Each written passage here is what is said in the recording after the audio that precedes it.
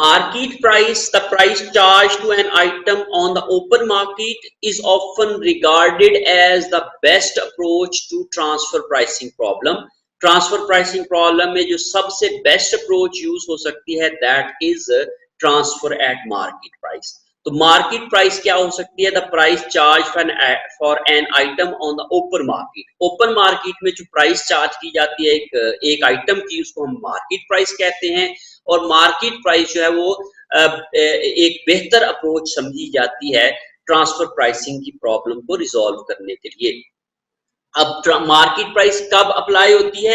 Where there is a perfectly competitive market. Perfectly competitive market क्या होती है? Where there are large number of buyers and large number of sellers and buyer and the seller, any buyer or any seller have no control over the price। जब वो कोई भी supply के ऊपर और कह ले कि प्राइस के ऊपर कंट्रोल नहीं होता है और large number of buyers and large number of sellers होते हैं, तो उस कंडीशन को हम लोग कंपेटिटिव मार्केट कहते हैं। और इंटरमीडिएट प्रोडक्ट्स की अगर कंपेटिटिव मार्केट होगी, मीन इंटरमीडिएट प्रोडक्ट्स अगर मार्केट में इजीली अवेलेबल होंगे और इजीली सेलेबल होंगे, तो उस सिचुएशन के अंदर जो करंट मार्केट प्राइस होगी that would be the suitable basis for the setting the transfer prices.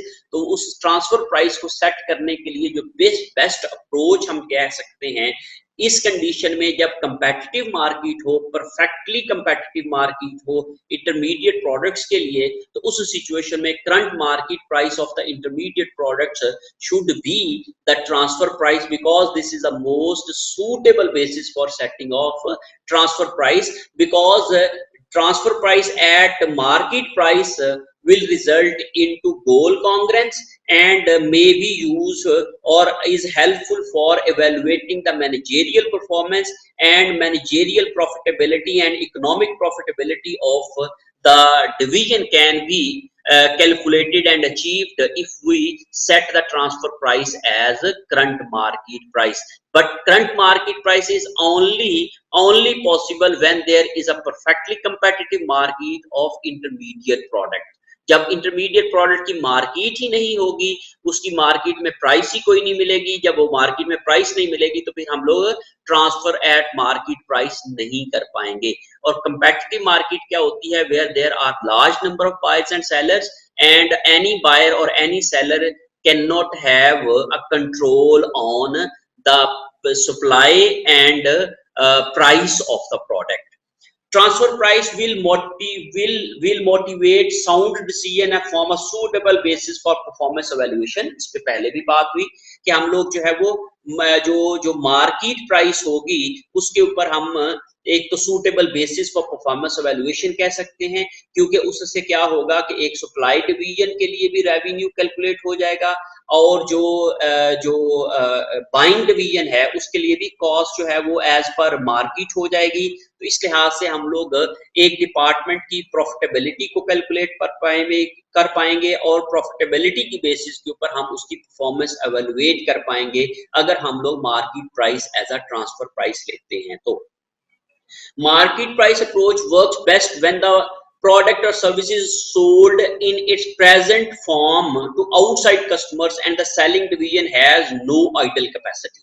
जब मार्केट प्राइस जो है वो उस वक्त बेहतरीन जो है वो काम करती है जब हम लोग प्रोडक्ट जो है वो बाहर मार्केट में बेच सकते हैं, मार्केट में उसकी अवेलेबिलिटी भी है और उसकी डिमांड भी है।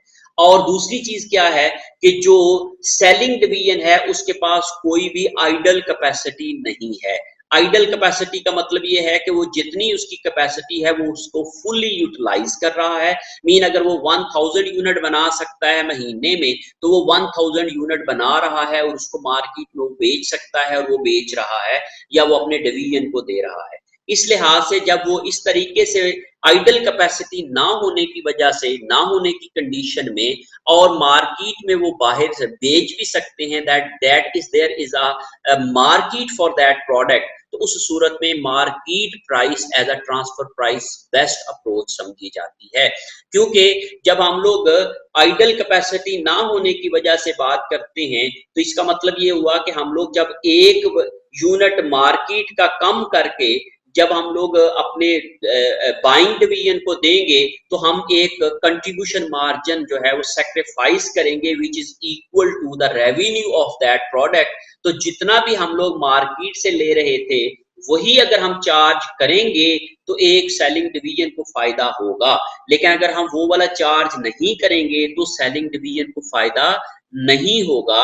इस लिहाज से हम ये कहेंगे कि अगर तो मार्केट में वो चीज बिक रही है और उसकी मार्केट अवेलेबल है, उसकी डिमांड भी है और सेलिंग डिवीजन के पास कोई आइडल कैपेसिटी नहीं है, वो फुल कैपेसिटी पे काम कर रहा है, तो उस सूरत में हम मार्केट प्राइस जो है वो बेस्ट अप्रोच समझी जाएगी फॉर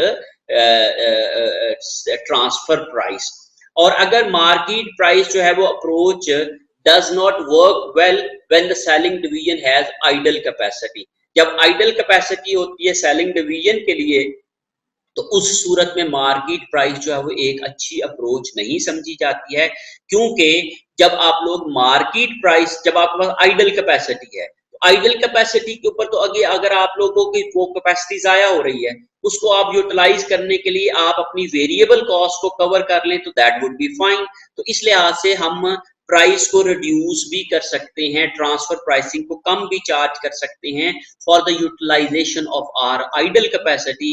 तो in that condition market price will not work well, क्योंकि जो बाइंग डिवीजन होगा वो ये कहेगा या जो सेलिंग डिवीजन होगा उसकी कोशिश ये होगी कि वो कम प्राइस के ऊपर जो है वो प्रोडक्ट को सेल कर दे अपने डिवीजन को, ताकि वो अपनी पूरी जो आइडल कैपेसिटी है उसको फुली यूटिलाइज कर ले।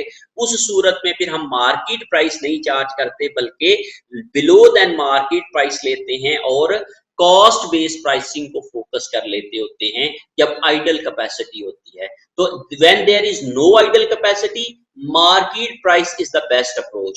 When there is idle capacity, market approach is not the best approach.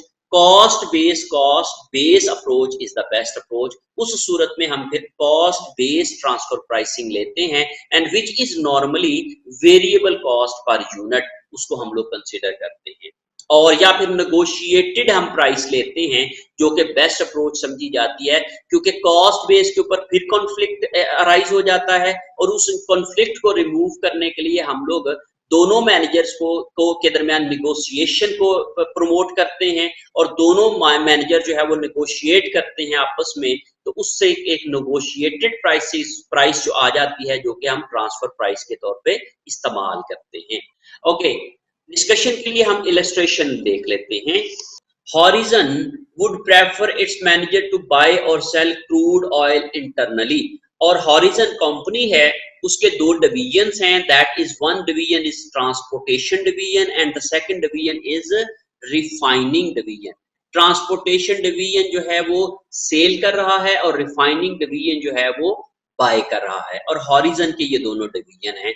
अब Horizon जो है वो ये चाह रहा है कि उसके मैनेजर जो है वो इंटरनली जो है वो अपने ऑयल को क्या करें, खरीद फरोख्त करें। If manager had the autonomy, अगर मैनेजर्स को फैसला करने का इख्तियार हो टू सेल और बाय क्रूड ऑयल एक्सटर्नली, अगर वो एक्सटर्नली खरीदने का इख्तियार रखते हों, क्योंकि अभी Horizon ने कह दिया जी नहीं वो इंटरनली ही करेंगे, लेकिन अगर हम एक कंडीशन लगा लेते हैं कि अगर वो उनको इख्तियार हो कि वो एक्सटर्नली भी खरीद सकते हैं, तो इफ बिलो 85, अगर तो 85 से कम होगी, selling manager will sell outside market at 85। अगर तो ट्रांसफर प्राइस 85 से कम मिलेगी तो सेलिंग मैनेजर क्या करेगा, मार्केट में 85 का बेच देगा। मीन अगर उसको जो रिफाइनिंग डिवीजन है वो कहता है जी मैं आपको 80 रुपए का अदा करूंगा एक बैरल के ऊपर, और मार्केट से उसको मिल रहे हैं 85 रुपए, तो वो क्या करेगा, अंडरस्टूड है कि वो 85 का मार्केट में बेच देगा। तो इस लिहाज से अगर उसको ये इख्तियार है कि वो बाहर बेच सकता है, तो वो फिर अगर इससे कम प्राइस होगी तो वो क्या करेगा, बाहर बेच देगा। और अगर इससे ज्यादा प्राइस वो चार्ज करेगा 85 से ज्यादा, और buying manager will buy from outside market at 85, और मार्केट से 85 उसको मिल रहा होगा, तो वो क्या कर सकता है, रिफाइनिंग डिवीजन जो है वो बाय कर लेगा मार्केट से 85 का। It means 85 is basically a balanced price. 85 per dollar transfer price result in goal congruence. 85 जो है वो goal congruence provide कर रही है, तो at that 85 is basically the market price. जब एक मार्केट में प्राइस अवेलेबल हो और उस मार्केट प्राइस के ऊपर जब ट्रांसफर प्राइसिंग होगी तो that results into goal congruence. Goal congruence का मतलब क्या होता है कि डिविजनल गोल्स अलाइन होते हैं ऑर्गेनाइजेशनल गोल्स के साथ. डिविजनल गोल्स सपोर्ट कर रहे होते हैं ऑर्गेनाइजेशनल गोल्स को. That maximises each divisions and companies profits as a whole. और अगर वो 85 ट्रांसफर प्राइस रखेंगे तो वो डिविजन्स के भी प्रॉफिट्स को मैक्सिमाइज करेंगे और एज अ कंपनी भी प्रॉफिट्स को मैक्सिमाइज होंगे. लेकिन अगर वो इससे कम पे बेचेगा तो वो सेलिंग डिवीजन एक्सेप्ट नहीं करेगा, और अगर इससे ज्यादा ट्रांसफर प्राइस रखी जाएगी मीन 90 रखी जाएगी तो फिर बाइंग डिवीजन जो है वो एग्री नहीं होगा. वो कहेगा मुझे मार्केट से 85 का मिल रहा है, मैं वहां से खरीद लेता हूं. तो ये कॉन्फ्लिक्ट ऑफ पॉइंट या कॉन्फ्लिक्ट ऑफ ऑब्जेक्टिव्स बन जाएगा, which can be resolve if the companies transfer the goods at market price, and if they transfer the goods at market price, that would resulted into goal congruence. It motivates each manager to maximize his or own division's operating income. और इससे क्या होगा कि जो organisational manager होंगे या divisional manager होंगे वो अपने जो ऑपरेटिंग इनकम होगी डिवीजन की उसको मैक्सिमाइज कर सकते हैं बाय चार्जिंग मार्केट प्राइस. क्योंकि ये ऐसे ही है जैसे आप ओपन मार्केट से चीज खरीद रहे हैं और उस लिहाज से वो अपना मार्जिन सेट कर सकते हैं और उस लिहाज से वो अपनी कॉस्टिंग कर सकते हैं. Market price also serve the to evaluate economic viability and profitability of each division individually. और अगर हम market price as a transfer price लेते हैं तो उससे हमें एक तो इकोनॉमिक वायबिलिटी का जो कैलकुलेशन हो सकती है और प्रॉफिटेबिलिटी ऑफ ईच डिवीजन है वो पॉसिबल हो सकती है. And we can evaluate the economic profitability and economic viability of each division अगर हम लोग market price as a transfer price set करते हैं. तो